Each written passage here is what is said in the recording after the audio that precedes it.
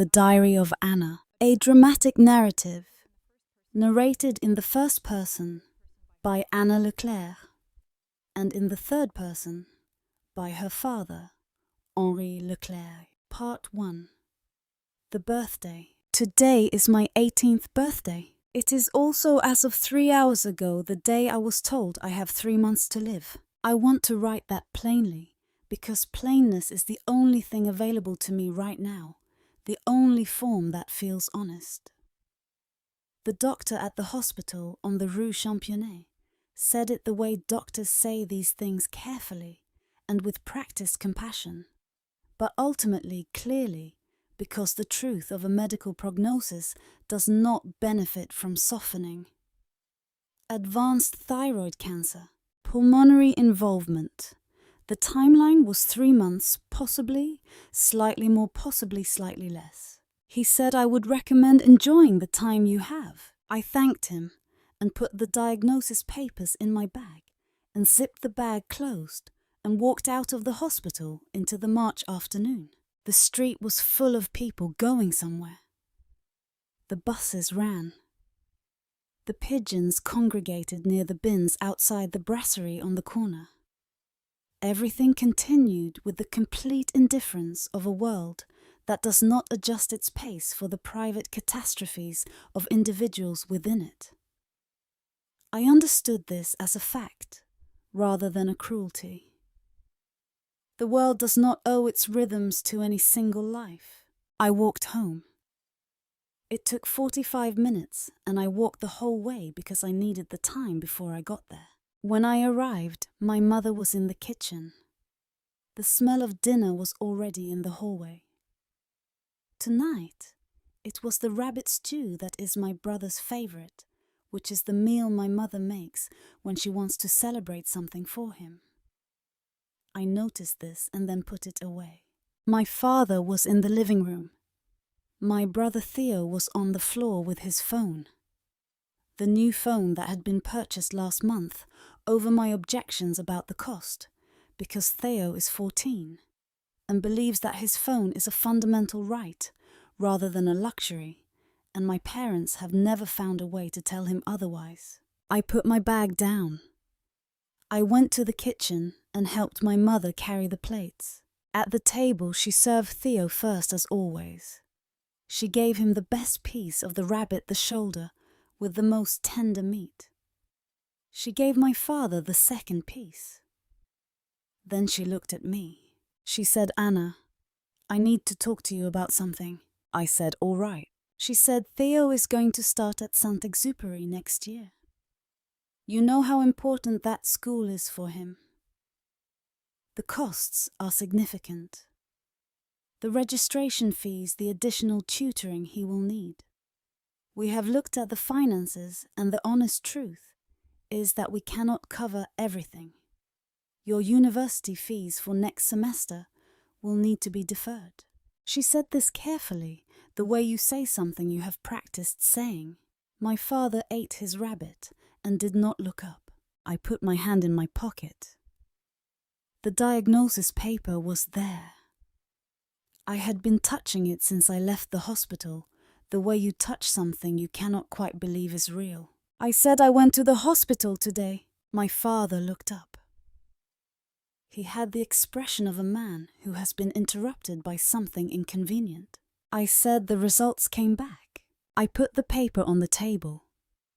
I smoothed it flat with both hands carefully because it was crinkled from being in my pocket. My father picked it up. He read it. His face went through a specific sequence of expressions that I watched with the attention I have been applying to my family for my entire life. The attention of someone who knows she is not the center of the story and has learned to read the story from its margins. The first expression was incomprehension. The second was something I cannot name precisely, a rapid internal reorganization. The third was anger. He said, "What is this?" I said, "The diagnosis. I have cancer. Stage 4. My mother leaned over to look. Her face went pale in the specific way of someone who has been told something their body receives before their mind can process it. She said, "That cannot be right." I said, "The doctor said 3 months." My father put the paper down. He put it down with a specific quality of force, not quite a slam, but more than a placement, the specific gesture of a man who is managing an emotion he does not want to be having. He said, "Is this some kind of manipulation? You do not want to defer your fees, so you have manufactured this to make us feel guilty." My mother, who has always followed my father's lead in his interpretations of me, said, "The hospital is just looking for money. You are 18 years old. You cannot have cancer. I think you are trying to avoid the conversation about Theo." Theo had put down his phone and was looking at the paper on the table with the expression of someone who is uncertain whether this is important enough to require his attention. I looked at them. My father, my mother, my brother. I picked up the paper. I tore it in half. Then I tore the halves into smaller pieces. I let them fall onto the table between the plates. I said, "You are right. I will find a job." My mother's face did something complicated. Relief, I think. Or something adjacent to relief. The expression of someone who has been offered a way out of an uncomfortable situation and has taken it with more speed than dignity. She said, "It will be good for you, honestly. You are old enough, and the money can go into the family fund which we all benefit from." I ate 3 forkfuls of rabbit stew. The meat was tender. My mother is a good cook when she is cooking for people she wants to feed. I went to my room and I took out the small blue notebook that I bought at the stationer's on the Rue des Abbesses last month when I had a premonition of something without being able to name it. I opened it to the first page. I wrote today's date. Today is my birthday. The doctor told me I have 3 months. When I came home, my mother told me my university fees would have to be deferred for Theo. I tore up the diagnosis papers and told them I would find a job. I have decided to keep a record of everything. I will leave it for them when I go. I do not know yet what I wanted to say. I put the pen down. I lay on my bed in the room that has always been the smallest room in the apartment. Smaller than Theo's. Smaller than the room my parents use as a study. The room that was allocated on the logic of a hierarchy that I have never been quite at the top of. The street sounds came through the window. Someone was cooking somewhere. A child was being called inside. I was 18 years old, and I had 3 months, and I did not know yet what I wanted my diary to say. This is where it begins. Part 2. The job. The job was at a boulangerie on the Rue Le Pic. 7 in the morning until 2 in the afternoon, Tuesday through Sunday, which left Mondays for the hospital appointments that I had not told my family about. The pay was modest, the work was physical, and my body was in the specific state of someone who is ill, but not yet visibly so. The state where the illness is interior and the surface presentation is still functional. My employer was a woman named Madame Gros, who had been running the bakery for 22 years, and who had the specific quality of certain women of a certain age, who have built something with their own hands, and who understand exactly what they have built and what it cost. She did not ask me questions I had not offered information for. She showed me how to do the things that needed to be done, and she watched to see if I could do them, and when I could, she stopped watching. The first week, I coughed blood in the back room. I cleaned it up before anyone came back from the front. The second week, Madame Gros found me sitting on the flour sacks with my head between my knees after a dizzy episode. She brought me water. She sat on the flour sacks beside me. She said, "You are ill." I said, "I have been unwell, yes." She said, "How ill?" I said, "Terminal." She looked at me for a moment, with the specific expression of a person receiving information they did not expect, and who is deciding what to do with it. She said, "How much time?" I said, 3 months from the beginning of March. So approximately 2 months now. She said, "Does your family know?" I said, "They know." She said, "Are they managing?" I looked at the wall. She said, "I see." She did not fire me. She adjusted my schedule on the heavy lifting days, and she found reasons for me to work at the front, rather than the back, when I was not well enough for the lifting, and she paid me without making a performance of the arrangement. I do not know what she understood about my situation. I know that she understood more than I told her. On the 1st of April, I added an entry to the diary. I had been adding entries every day in the specific format that had established itself over the previous 3 weeks. The date, the weather, the amount of money I had contributed to the family fund, any items I had purchased for the household, and the comments my family had made about any of these things. I had started keeping the accounts because it helped me. I am a person who organizes the things I cannot control through the careful documentation of the things I can. The accounts told a story that I was not sure I wanted told and could not stop myself from telling. April 1st contributed €640 to family fund. Theo's tutoring fees. Mother mentioned that the amount was less than the previous month. I explained that hours were reduced that week due to a medical appointment. She said I should schedule medical appointments outside of working hours. April 2nd, no entry. April 3rd. Theo came to my room and asked if I had any money for a trip he wanted to take with his friends. I gave him €40. He left without saying thank you. This is not notable. He has not said thank you for anything in 4 years. I have been trying to remember the last time he did, and I cannot. The entries were factual.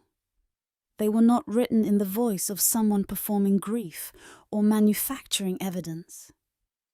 I wrote them in the same way I would have written a research log, because I have always found factual recording to be the most honest form of account, and the one least susceptible to the distortions of feeling. But feelings were also there. I did not edit them out entirely. I let them appear where they naturally appeared at the edges of the factual entries in the subordinate clauses. April 7th gave Theo the money for the trip. He left Friday morning without waking me to say goodbye, though he passed my door. I was awake. I heard his footsteps stop outside my room. I heard them continue. I lay in bed and thought about my brother for a long time after the footsteps continued. He is 14. He has been raised in a specific way that has produced specific results.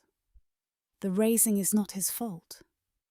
What he does with what he has been given, once he is old enough to understand what he has been given, will be his.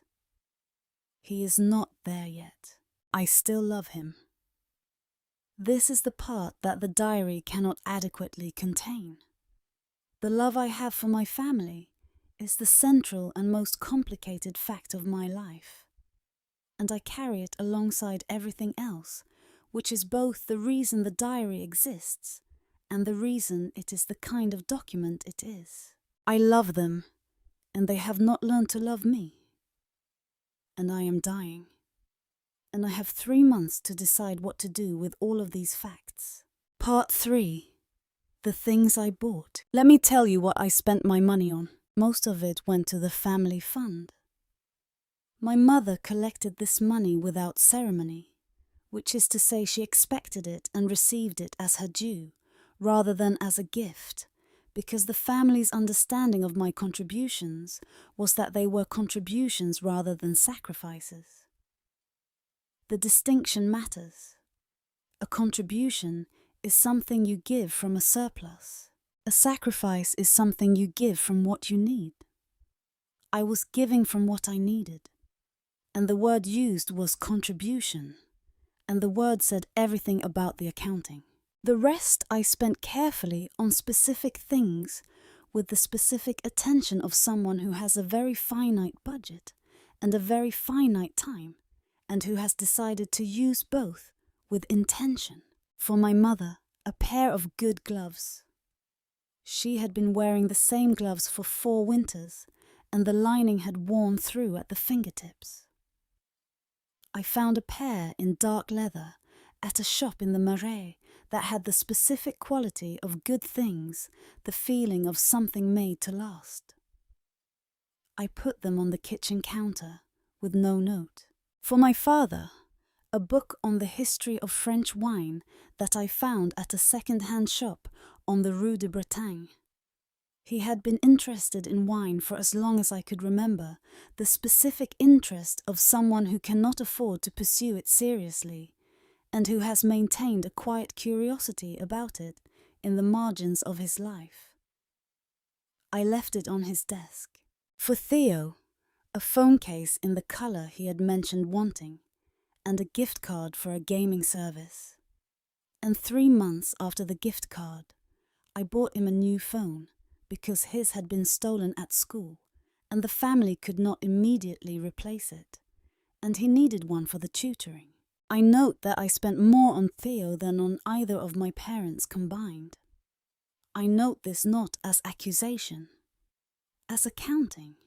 The fact is the fact. For myself, in 3 months, I bought the following: 1 packet of paracetamol, 1 notebook, 3 pens, a small jar of honey that the doctor at the hospital had mentioned might ease the throat, 1 orange, which I ate on a bench in the Parc des Buttes-Chaumont on a day when the treatment had been difficult, and I needed to sit outside somewhere that was not my bedroom, and something that tasted like spring. I recorded the orange in the diary. It cost €1.40. I noted that it was very good. Part 4. What the diary became. By April I had understood what the diary was for. It was for them. I had known this from the beginning in a general sense, but by April I understood it specifically. The diary was a record that I was compiling for the people who would read it after I was gone, and the record was both a gift and an account, and the relationship between those two things was something I thought about for many hours in the nights when the pain was manageable and my mind could work. A gift is given freely. An account is given as documentation. The diary was both, and the combination of both was the specific thing I had to give, because it was the truth of what had happened, and the truth is what I owed them, and I owed it to them, because they were the people I had loved most in the world, even while they were making it necessary for me to keep this particular kind of record.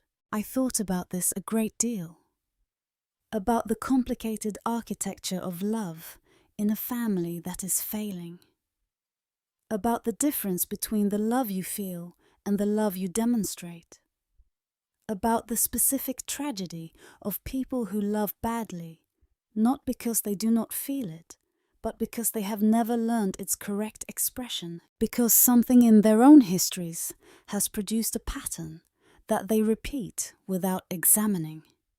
And the repetition costs the people around them in ways they genuinely do not see until the bill arrives. My parents love me. I believe this.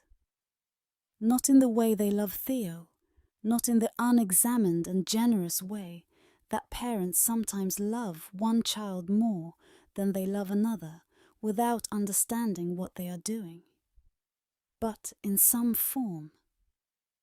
The form it takes in my mother is a specific kind of watchful attention that I have always experienced as surveillance rather than care, but which I have come to understand is her version of being present. The form it takes in my father is the occasional and unprompted gesture that arrives when he is not performing his ordinary role. The glass of water he brought to my room without being asked.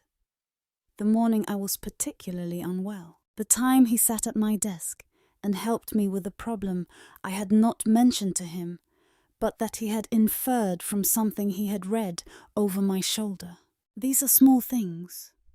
They are real things. I put them in the diary too.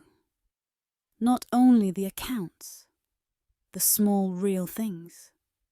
The orange on the bench, the glass of water. The day my mother, not knowing I was listening, told a neighbor about my grades with a quality in her voice that was, I recognized something like pride. A pride that she had never directed at me directly, but that existed in her somewhere.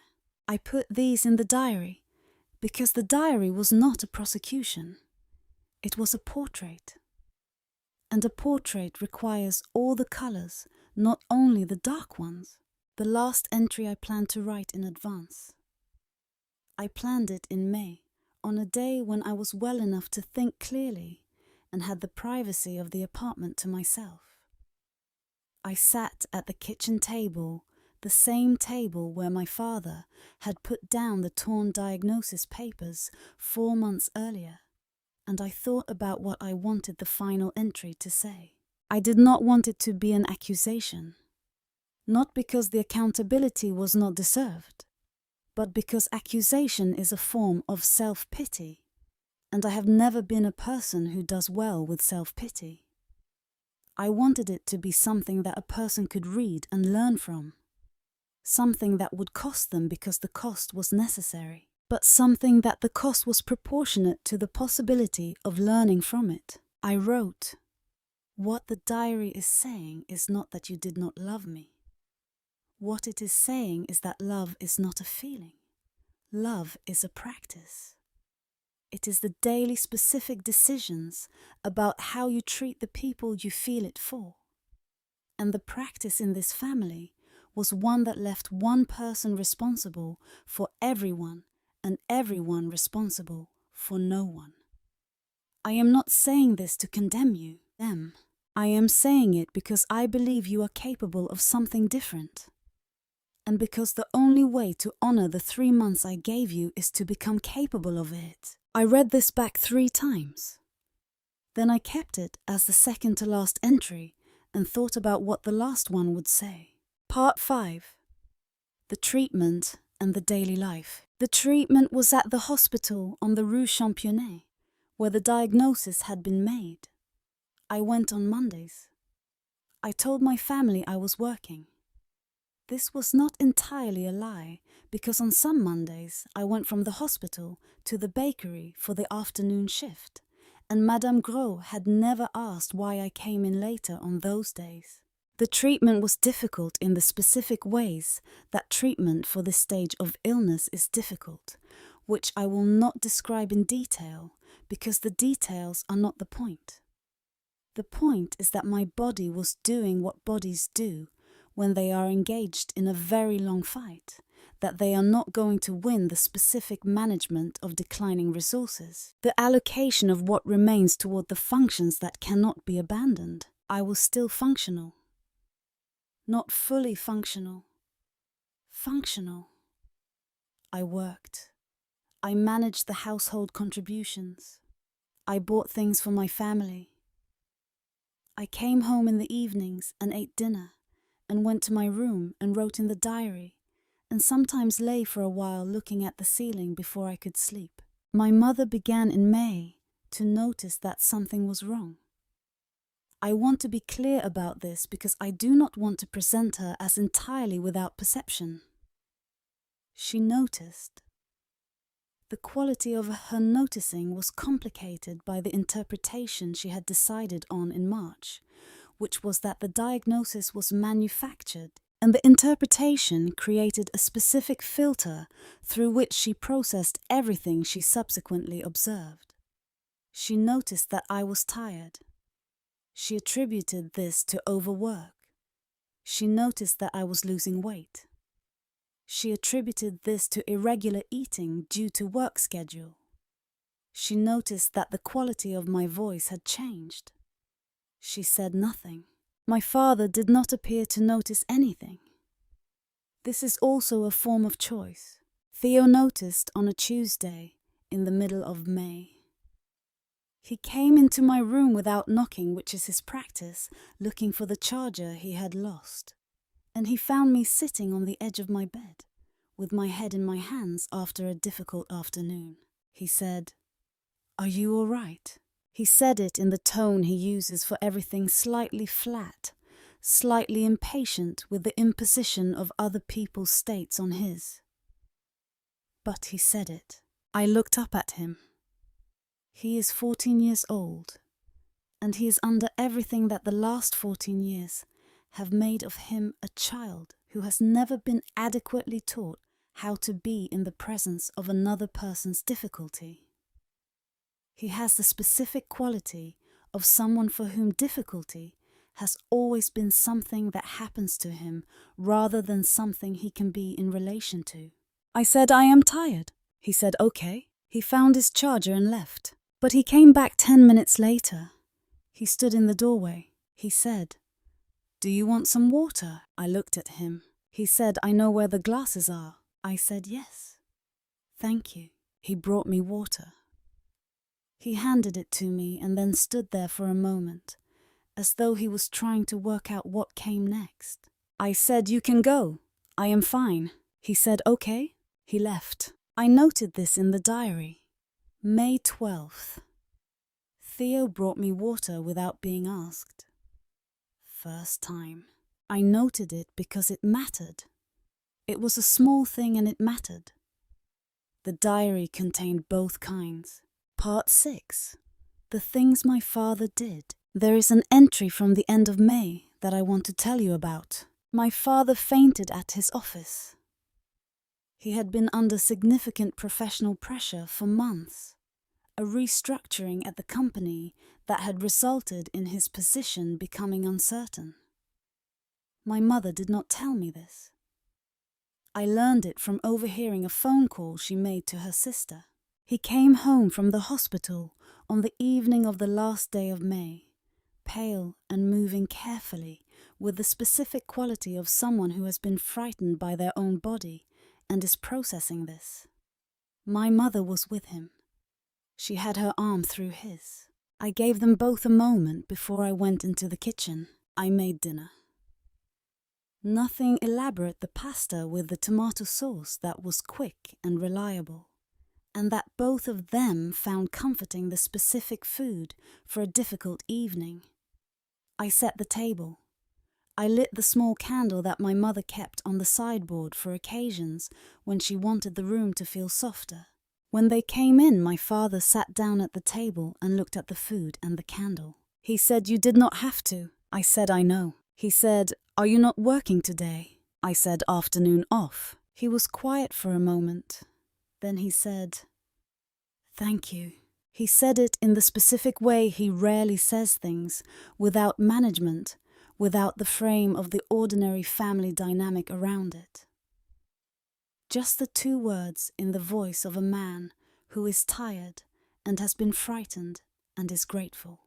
I went back to the kitchen to get the bread. I wrote that night Father said thank you for dinner. He looked frightened.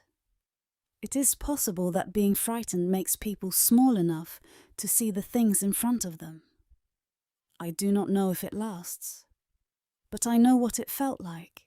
I know what it felt like. It felt like exactly what I had been waiting for without knowing I was waiting for it. Part 7. The birthday dinner. On my birthday, which falls in June, my parents made me dinner. Not the rabbit stew.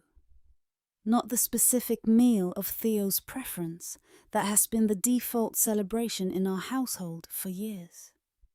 My mother made the lemon sole that had been my father's mother's recipe, which I had loved since I was a child, and which my mother had not made for me since I was approximately 10 years old, because at 10 I became old enough to stop being the child whose preferences were accommodated and became the child who accommodated.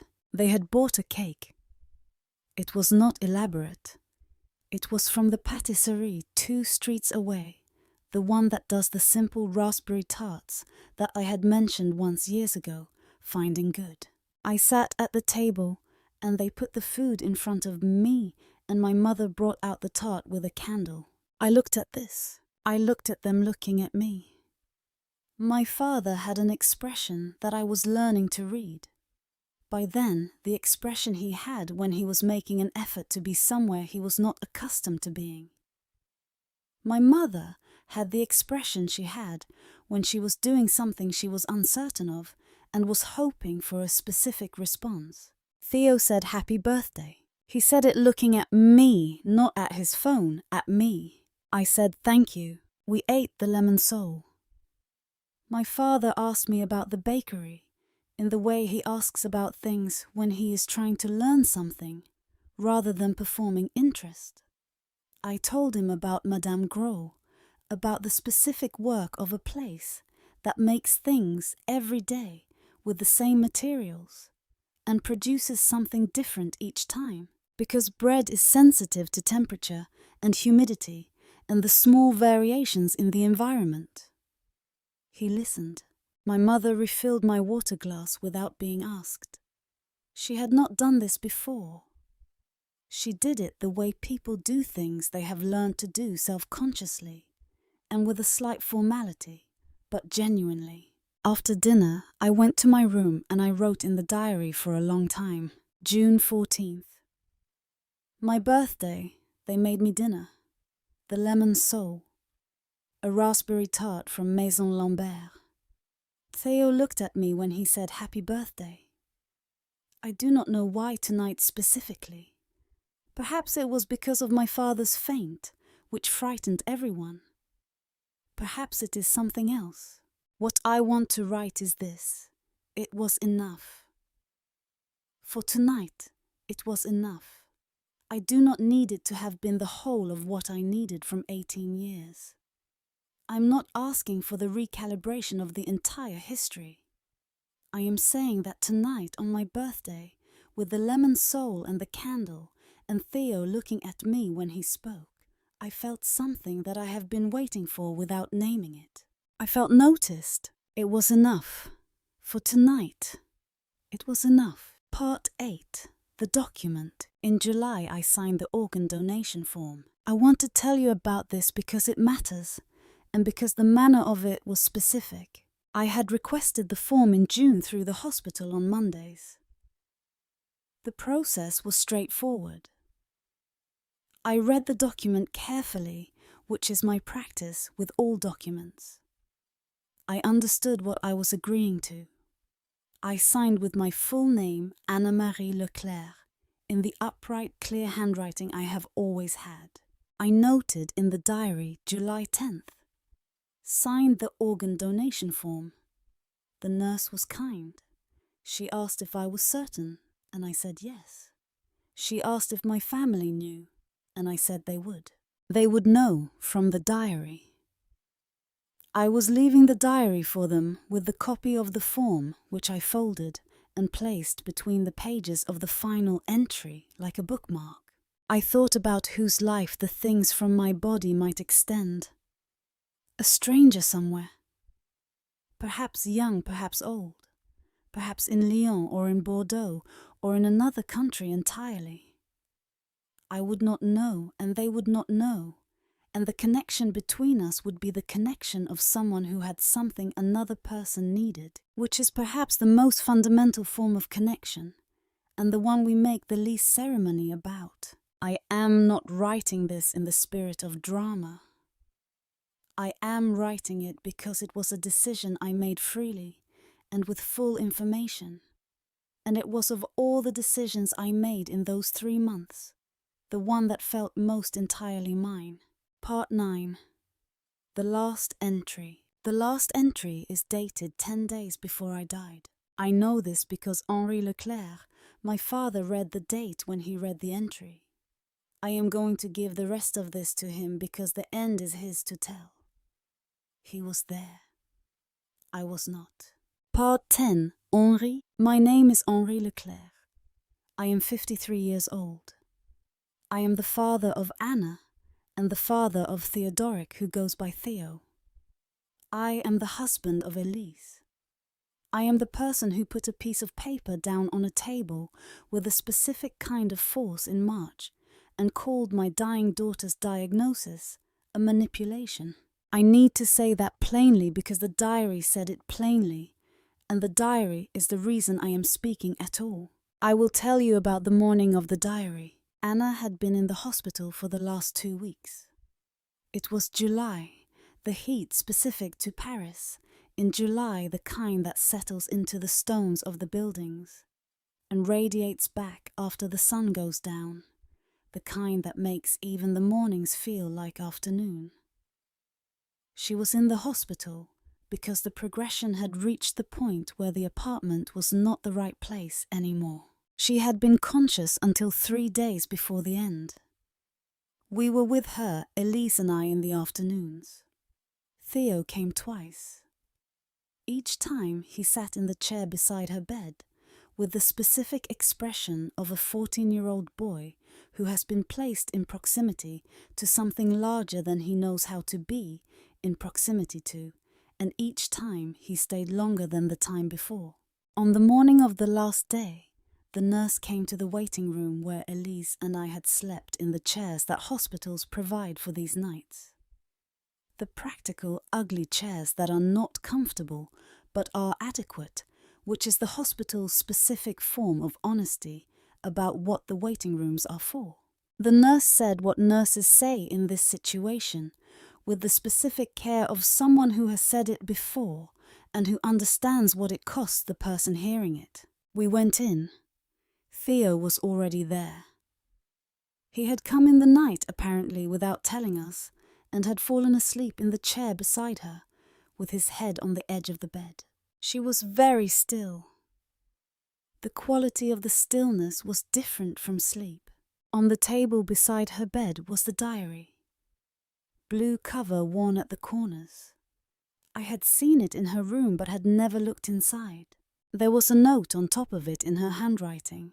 The note said, "For Papa, Maman and Theo. Please read in order. Please read all of it. It is the last thing I have to give." I picked up the diary. Elise was at the other side of the bed. Theo had woken up and was holding Anna's hand with the specific fierce grip of a child who does not want to let go of something. I opened to the first page. Today is my birthday. Today is also the day I was told I have 3 months to live. I read for 3 hours. I did not stop. Elise read over my shoulder. She put her hand on my arm when she needed to stop and breathe, and she kept reading. The accounts, the entries, the money sent and the money spent and the things bought. The glass of water Theo brought. The lemon sole on the birthday. The birthday dinner entry that said I felt noticed. It was enough. The entry about the orange on the bench in the Parc des Buttes Chaumont. Cost €1.40. It was very good. The entry from the end of May after my faint, when she made the pasta with the tomato sauce and lit the candle. He said thank you. It felt like exactly what I had been waiting for without knowing I was waiting for it. The last planned entry, second to last in the book, which said, "What the diary is saying is not that you did not love me. What it is saying is that love is not a feeling. Love is a practice." The last entry, which she had written 10 days before she died, in the handwriting that was becoming uneven by then, each letter still clear, but the spacing between them slightly off the specific quality of handwriting produced by a person whose body is finding the basic tasks difficult. June 25th. My last planned entry. I have been thinking about what I want this final page to say. I do not want it to be about what you did wrong. The accounts are there for the accounting.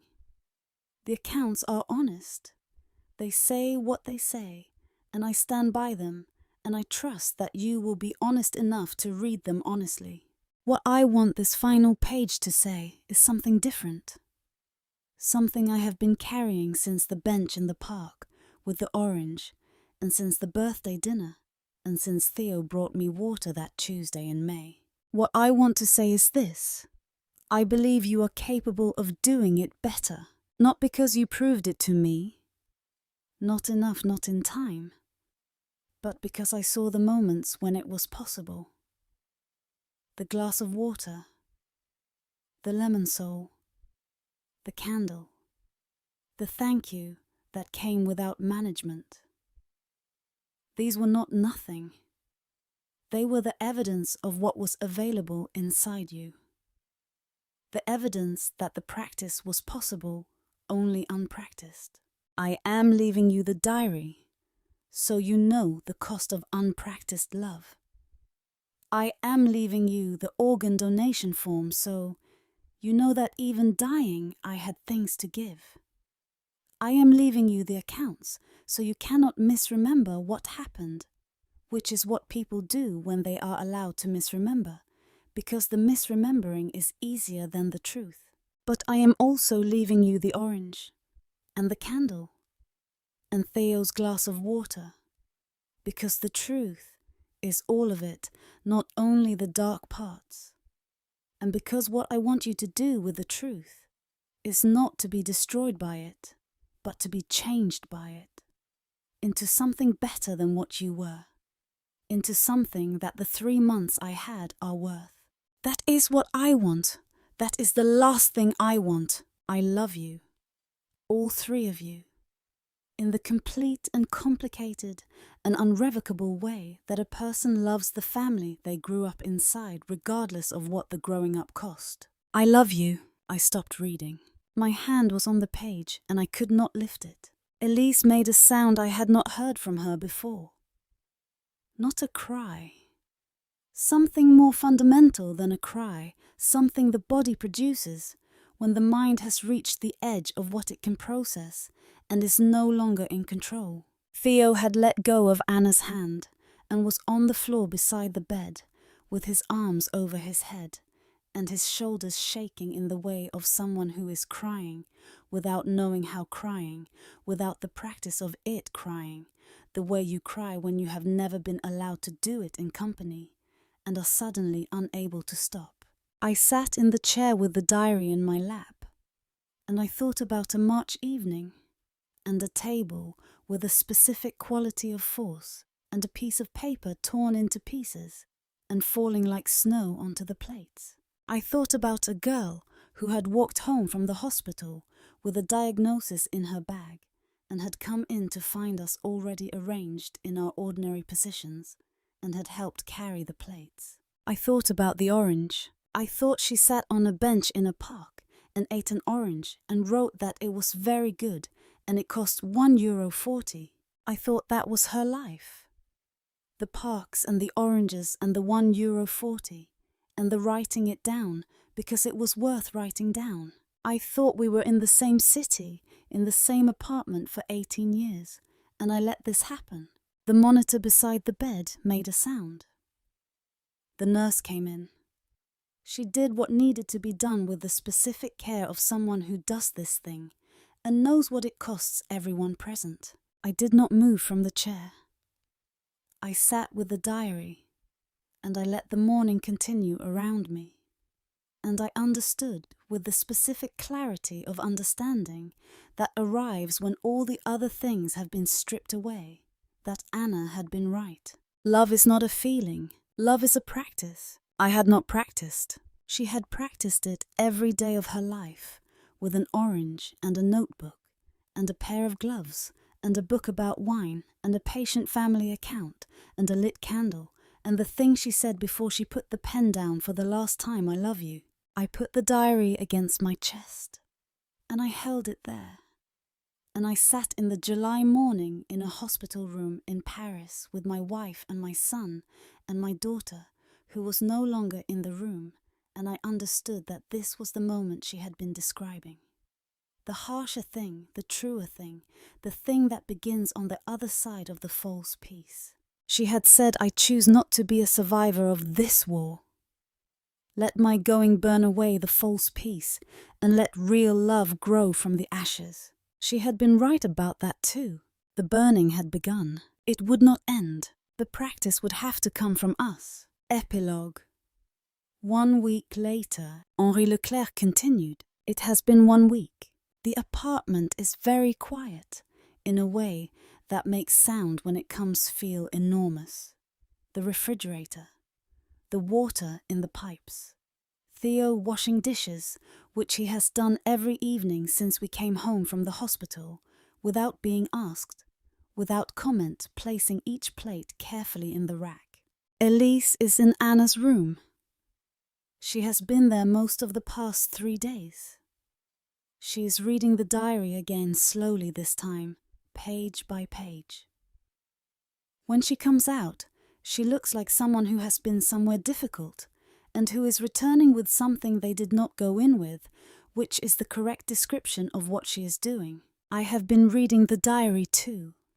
I read it in the kitchen in the mornings, early before the others are up, in the specific quiet of the kitchen before the day has organized itself. Each morning I read a different section.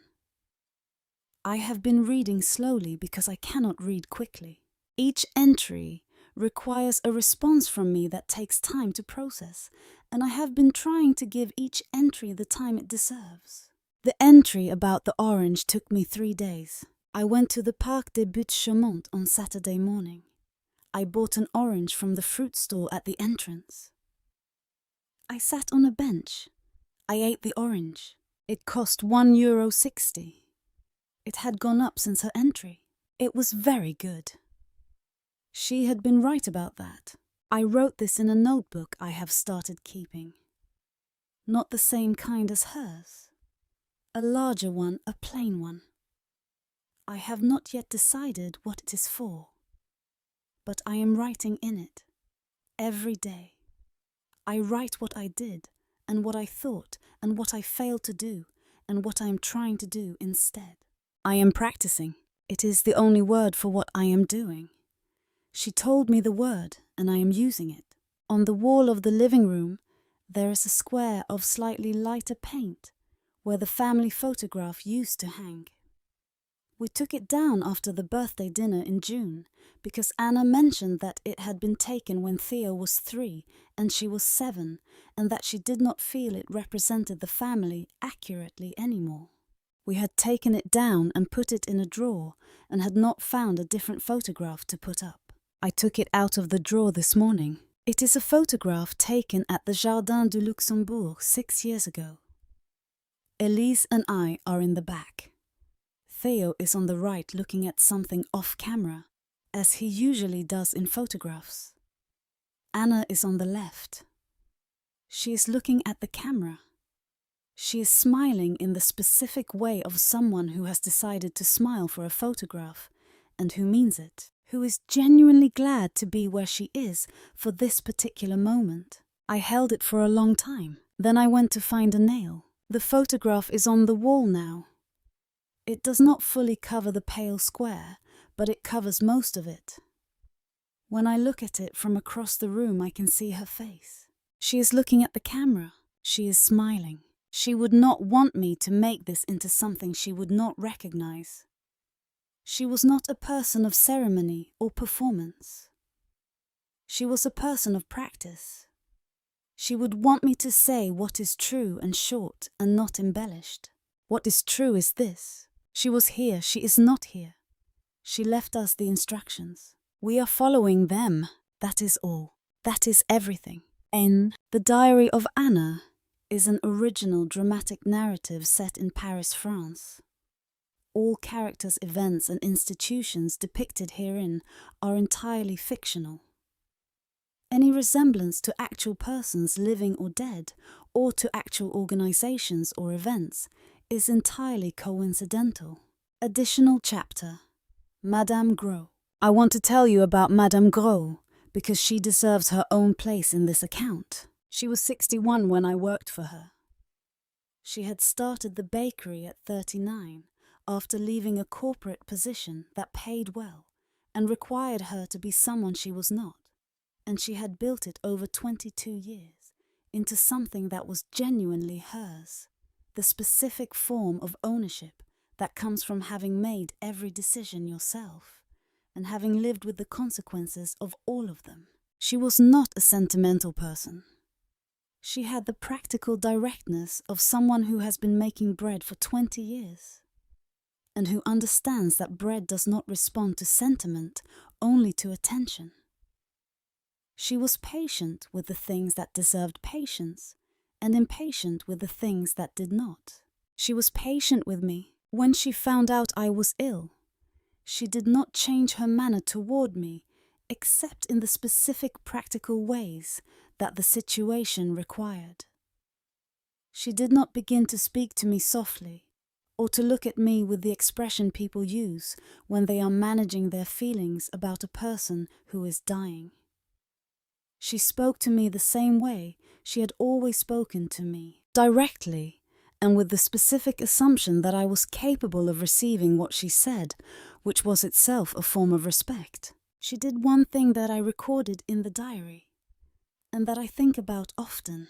On a Thursday in the middle of April, she put a small package on the table in the back room with my coat.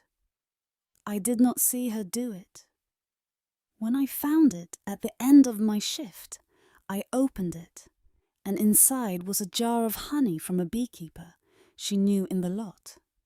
The kind of honey that has a specific density and color that supermarket honey does not have, that tastes like a particular landscape rather than a generalized sweetness. There was a note. It said, "For the throat.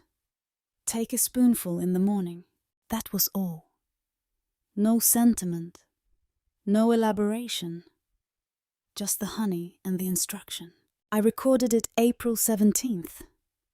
Madame Gros left honey for me, the good kind from the south. I will take it in the morning. I took it every morning.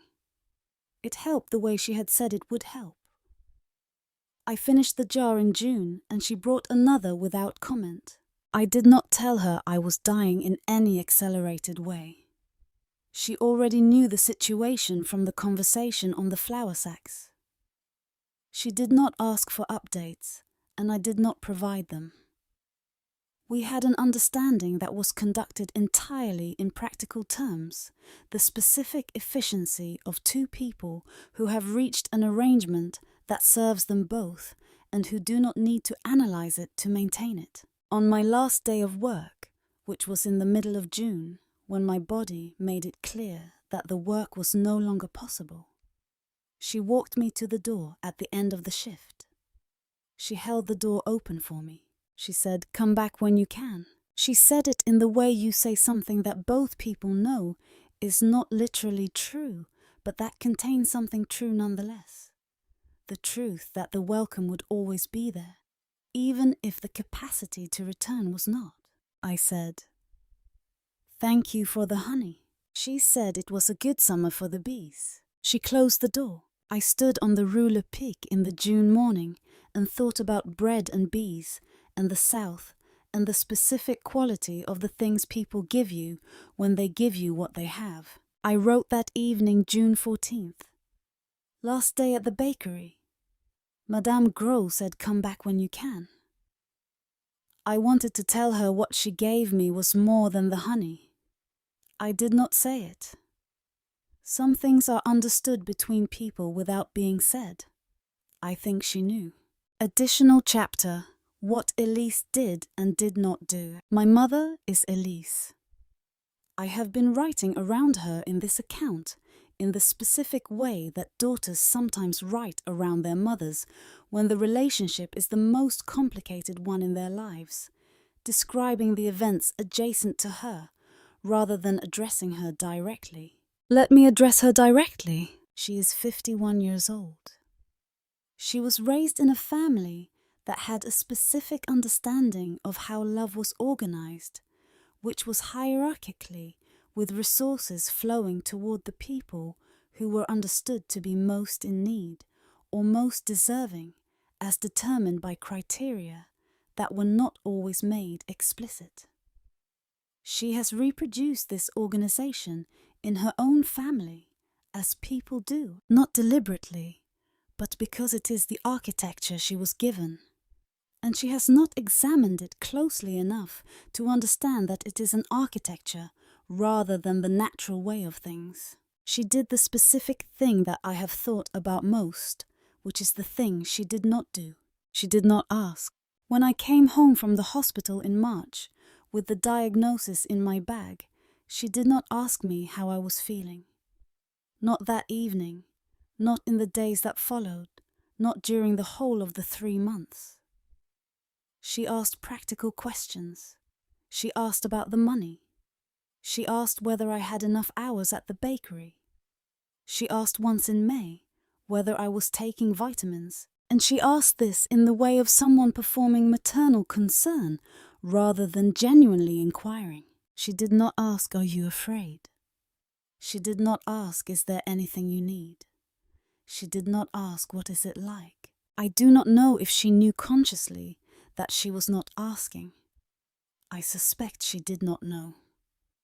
The not asking was the product of the same architecture that produced everything else, the specific dynamic of a family in which the needs of one person were never treated as the primary concern, and the person who had learned to not have needs in that family was me. I do not condemn her. I want to be clear about this. She loved me in the way she was capable of loving me, which was imperfectly and with a specific blindness to certain things. And I have spent 18 years understanding this, and I have come to a place with it that is not forgiveness exactly, and is not bitterness exactly, and is something in between that I do not have a word for. There was a morning in June when I woke up and she was in my room. This was unusual.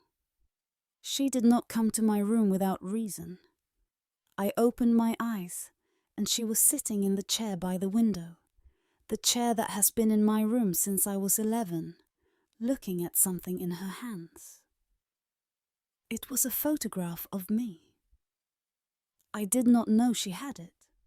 A photograph from when I was perhaps 6 in the garden at my grandparents' house in Burgundy, with my hair in pigtails and an expression of absolute concentration on my face because I had been watching something in the grass that I have long since forgotten. She did not know I was awake. She was looking at the photograph with the specific quality I had not seen on her face, directed at me for a long time, maybe ever, the quality of someone looking at something they love without the layer of management. I lay still and watched her look at the photograph. After a while, she put it down on the windowsill. She looked out the window at the June morning. Then she turned to go and saw that I was awake. She said, "I did not want to wake you." I said, "You did not." We looked at each other. She said, "You look better today." I said, "I feel better today." She said, "Good." She went to the door. Then she stopped. She said, "Anna, I made the appointment for the referral, the specialist at Lariboisière, for Thursday." I looked at her. She said, "I know you said you did not want to, but I thought we should try." She said we. I noted this. She had not said we before in relation to my illness. She had always said you, as in, "What are you doing about it? What does your doctor say? When are you going to the appointment?" We was a different word entirely. I said, "All right." She said, "All right." She went out. I lay in the bed and thought about the photograph and the we and the morning light on the window. I wrote that evening, June 7th. Mother was in my room this morning. She had a photograph of me from when I was small. She did not know I was awake. She was simply looking at it. She made an appointment at Lariboisière without telling me. She said we. I think she is trying. In the way of someone who does not know how to try but is trying anyway. In the way that love appears when it has been unpracticed and is beginning. I do not know if it will be enough. It may be too late for enough, but I want to say that I saw it. The trying, I saw it, and I am saying so.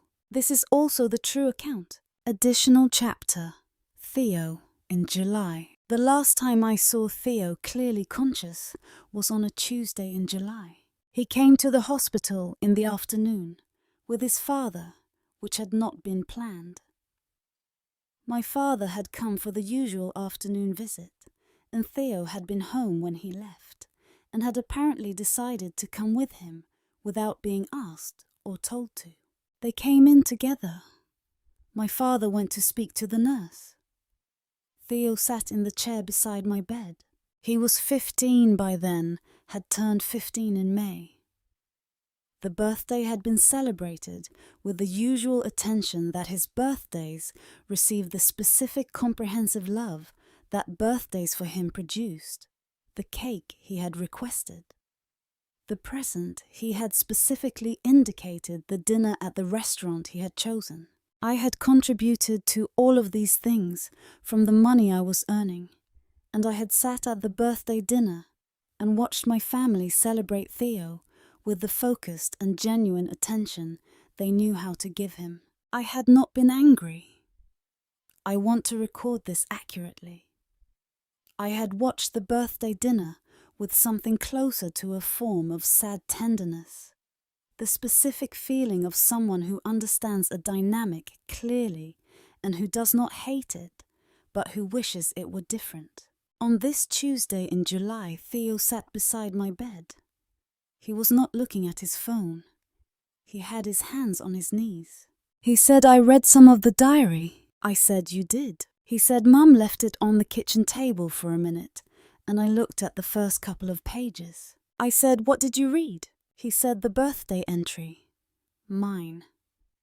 The one about the shoes." The entry he meant was this April 3rd. Theo came to my room asking if I had money for his friend's trip. I gave him 40 euros. He left without saying thank you. I noticed that his shoes are new again. The white ones this time.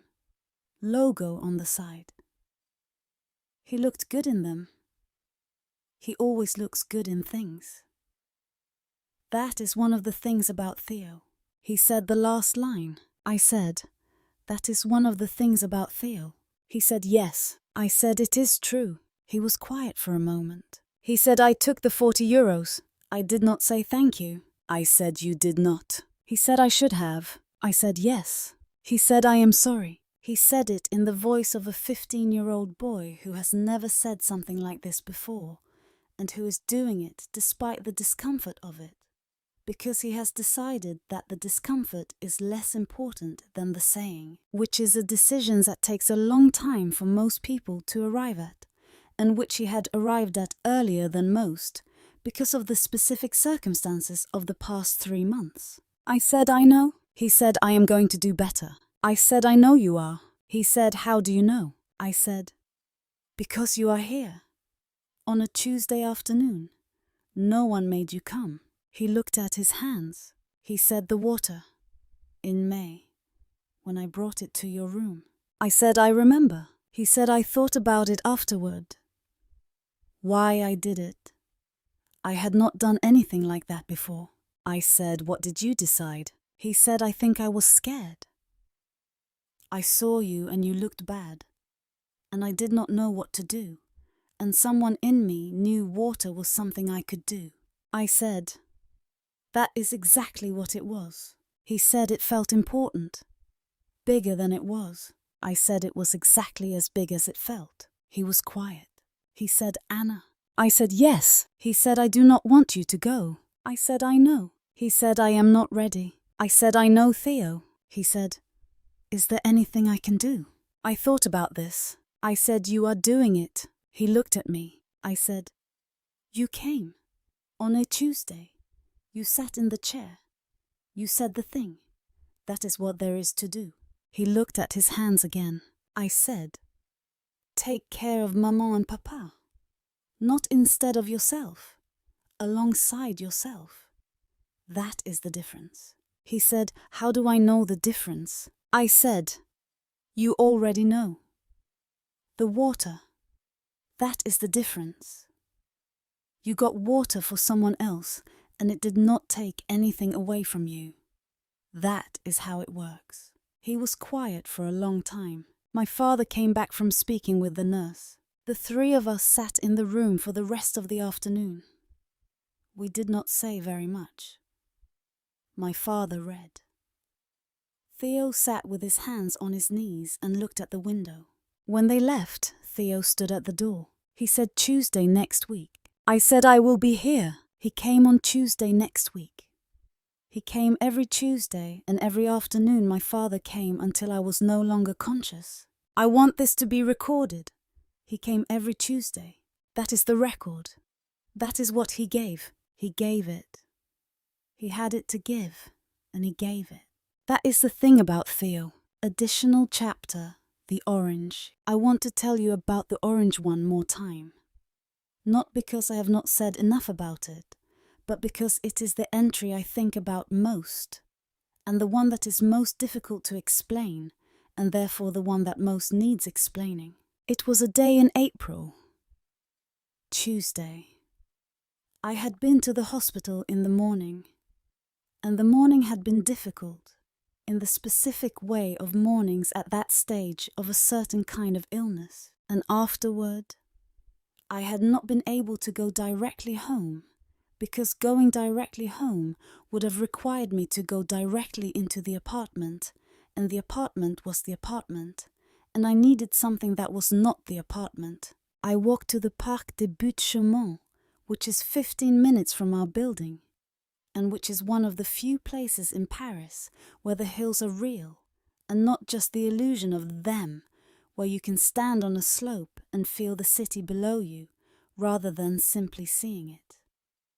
I had been going to this park since I was old enough to go to it alone, which is 11, which is the age at which my parents decided that I was capable of managing myself outside, and which, looking back, was the specific age at which they stopped worrying about my supervision, because they had other things to worry about. I sat on a bench near the lake.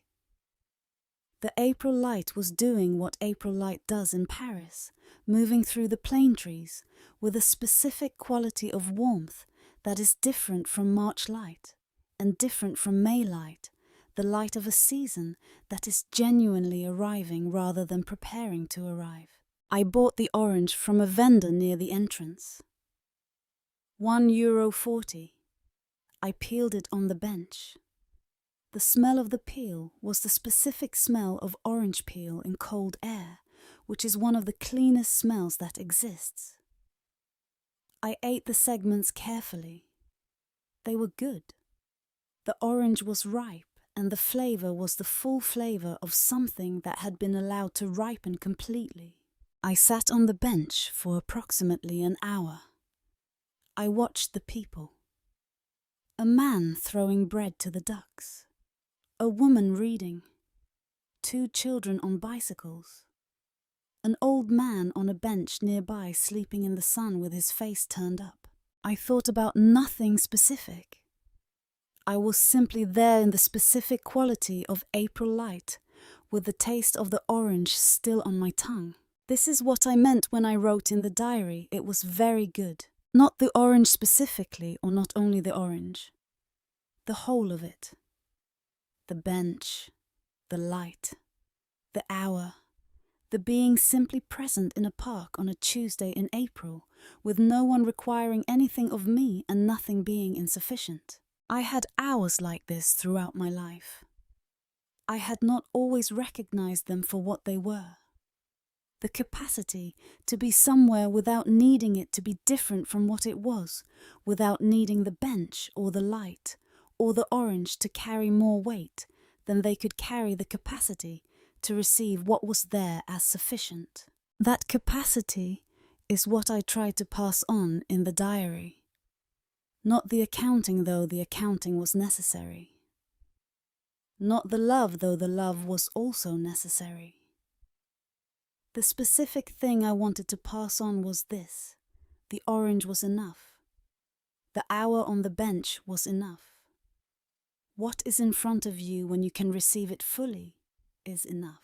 That is the lesson I wanted them to have. not the lesson about what they had done wrong. That one teaches itself once the accounts are read. The lesson I wanted them to have was the other one, the one about what is available when you stop looking away from it. The orange, the April light. €1.40. Very good. Additional chapter. Henri continues. I bought an orange on Saturday. I told you this already.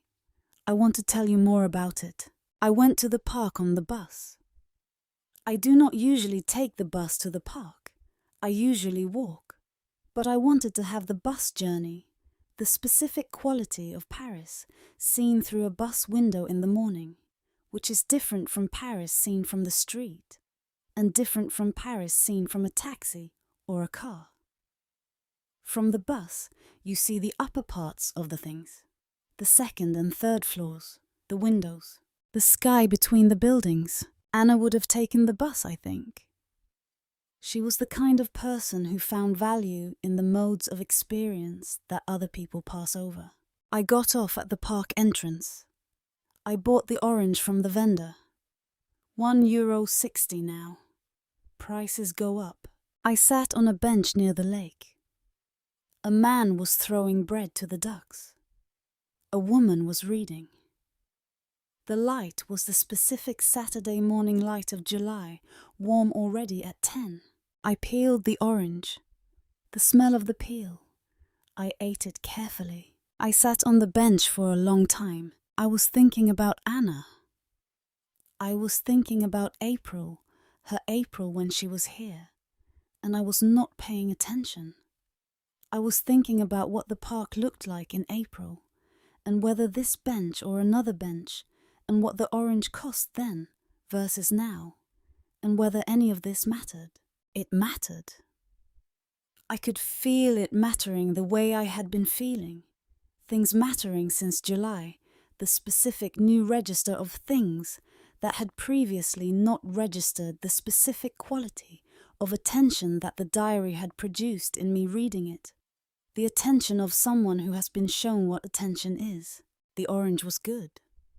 She had been right.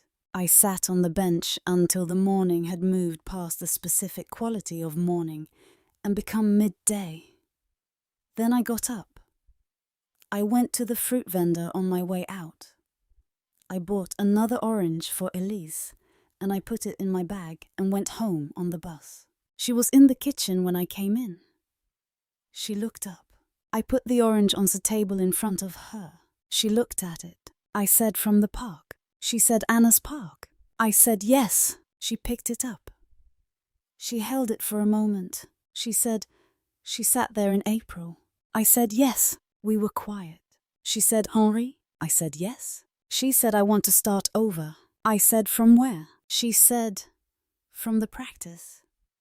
From now. I do not know how, and I did not know how then. And the not knowing is not an excuse, but it is the truth. And I need you to know the truth of it before we go further. I said, I know. She said, I'm going to try. I said, I know. She said, will you? I said, yes. She peeled the orange. She gave me half. We ate it at the kitchen table in the July afternoon. It was very good. She had been right about everything. The practice begins. End. The Diary of Anna is an original dramatic narrative set in Paris, France. All characters, events, and institutions depicted herein are entirely fictional. Any resemblance to actual persons living or dead, or to actual organizations or events, is entirely coincidental.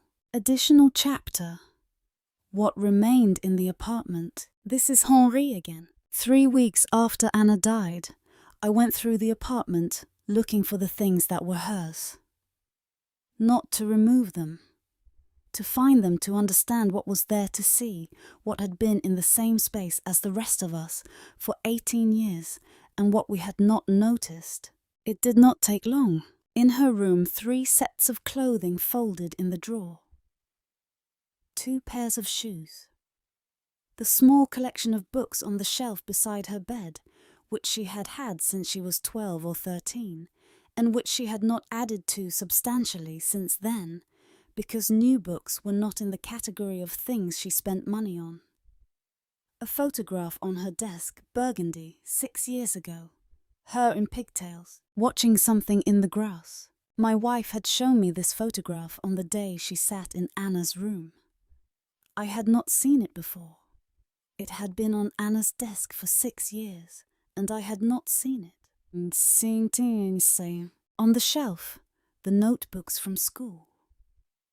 Organized chronologically, labeled on the spine the specific handwriting she had always had. 7 years of notebooks from school. I did not know she had kept them. In the drawer, the medical documents from the hospital. Filed in order, paper-clipped, with small sections marked in pencil where she had had questions. Everything organized. Everything accessible to anyone who looked. The receipt for the pair of gloves she had bought for Elise.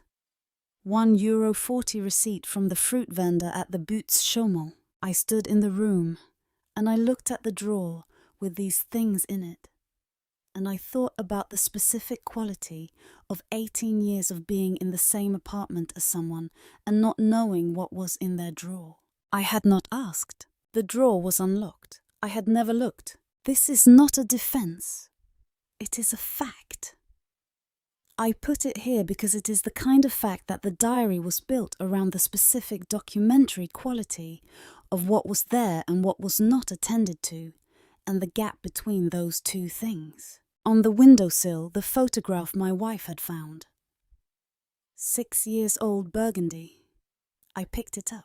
She is not looking at the camera. She is looking at something in the grass. Something invisible in the photograph. Something that had her complete attention in that specific moment. Her face has the quality of a person who is in the presence of something interesting and who has not yet considered what the appropriate response to interesting things is, who is simply attending. That is who she was. That is who she was all along. I put the photograph back on the windowsill. I went to get a hammer and a nail. I brought it back and hung it on the wall above the bed. She should have a photograph on the wall of her room. She should have had many things. I cannot give them to her now. I can give them to the people who are still here. I am going to try. I am practicing.